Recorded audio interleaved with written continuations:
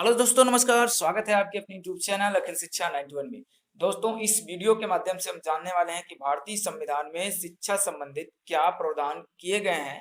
आप जो स्क्रीन पर यह अनुच्छेद देख रहे हैं, इसमें क्या क्या चीजें बताई गई हैं शिक्षा से संबंधित, ये सब जानेंगे। यदि आप बीएड बीटीसी कर रहे हैं या आप शिक्षक बनने की तैयारी कर रहे हैं तो आपके लिए यह वीडियो काफी मददगार हो सकता है। यानी यहाँ से कभी भी कोई क्वेश्चन मिस नहीं किया जाता है। 1 से 2 क्वेश्चन अक्सर पूछे जाते हैं आपके एग्जाम में। तो चलिए देर न करते हुए हम देखते हैं आखिर क्या क्या प्रावधान है। चलिए यहाँ देखते हैं जो आपका अनुच्छेद 21 कहता है। यानी आप पहला देखते हैं कि अनुच्छेद 21 ए में यह कहा गया है कि शिक्षा का अधिकार यानी 6 से 14 वर्ष के आयु के बालकों को निःशुल्क एवं अनिवार्य शिक्षा का प्रदान किया गया है। यानी प्राथमिक शिक्षा का अधिकार दिया गया है अनुच्छेद 21 ए में। देखिए 21 ए के बाद हम चलते हैं अनुच्छेद 28। तो अनुच्छेद 28 में क्या कहा गया है कि कुछ शैक्षिक संस्थानों में धार्मिक शिक्षा या धार्मिक उपासना में शामिल होने की स्वतंत्रता है। यानी ऐसा नहीं कि आपको फुल धार्मिक शिक्षा देने का प्रावधान किया गया, ऐसा नहीं है। यानी कुछ मात्रा में आप जैसे कि उनका बेसिक जानकारी दे सकते हैं। जैसे मान लीजिए बौद्ध धर्म का आप पढ़ा रहे हैं कि बौद्ध धर्म के संस्थापक कौन थे, ये सारी चीजें आप बेसिक तौर पर पढ़ा सकते हैं। या आप इस्लाम धर्म के बारे में पढ़ा सकते हैं या हिंदू धर्म के बारे में। तो इस तरह से बेसिक चीजें बताई जा सकती है या उपासना में शामिल होने की जो स्वतंत्रता दी गई है। तीसरा पॉइंट है 28 ए में। यहाँ देखिए साफ कहा गया है कि राज्य पोषित विद्यालय संस्था में धार्मिक शिक्षा निषेध है, यानी मना किया गया है। चलिए अगला पॉइंट देखते हैं। चौथा में कहा गया है 29 फर्स्ट में ये कहा गया है कि भारत के निवासियों को अपनी भाषा, लिपि या संस्कृति के संवर्धन का अधिकार दिया गया है, यानी वो कर सकते हैं। और पांचवा पॉइंट में बताया गया है, अनुच्छेद सेकंड में यह बताया गया है कि राज्य पोषित विद्यालय संस्थानों में नागरिकों को धार्मिक, जातिगत, प्रजातिगत, भाषा आदि के आधार पर भेदभाव नहीं किया जा सकता। यानी शिक्षा के क्षेत्र में ये साफ यहाँ पर कह दिया गया है।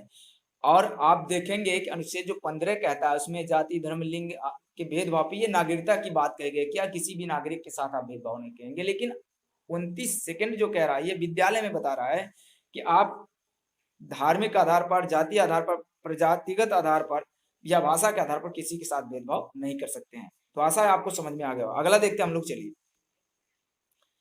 अगला पॉइंट देखते हैं।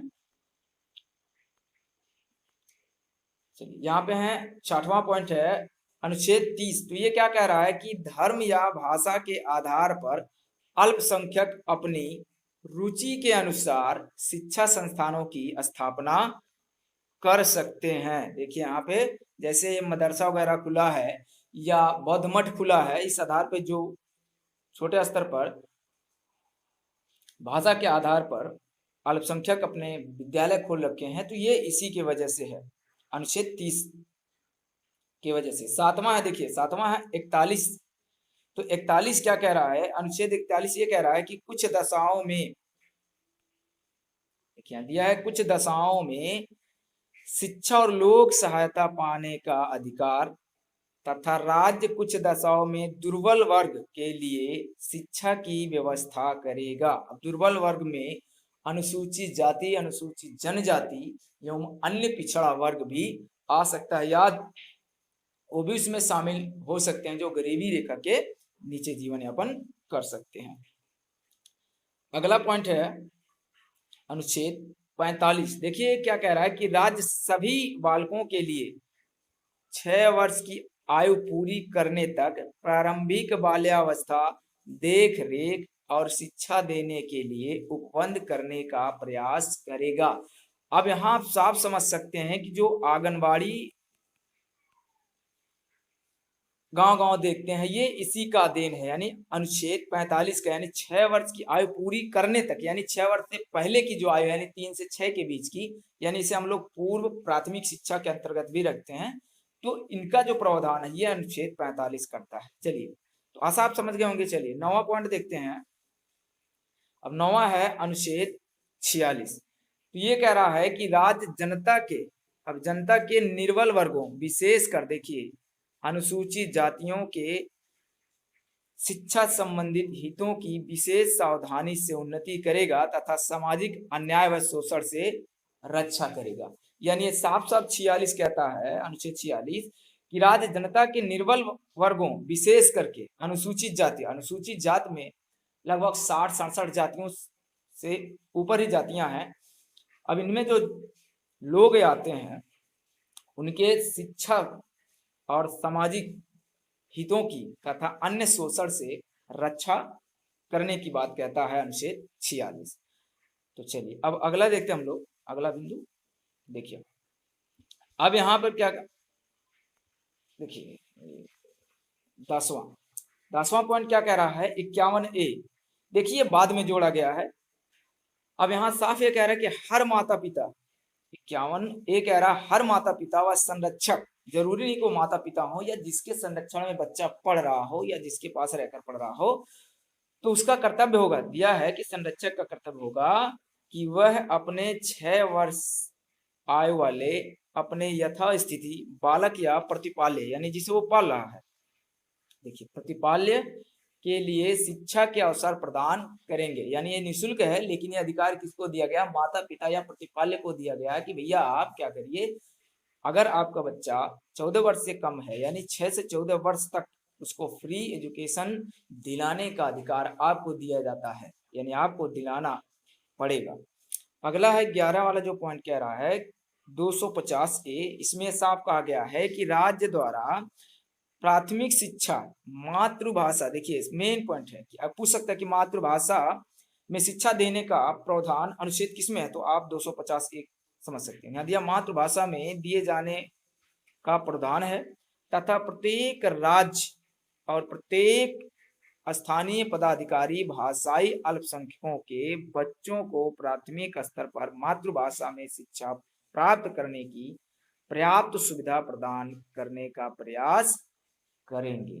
अब देखिए जहाँ हिंदी हो रहा है तो वो हिंदी भाषा में प्राथमिक शिक्षा में देंगे, अगर बंगला है तो भैया बंगाली भाषा में देंगे, पंजाबी है तो पंजाबी भाषा में, उसके क्षेत्रीय और मातृभाषा में उसको शिक्षा दिलाने का हक। आप देख भी सकते हैं कि ऐसा होता है।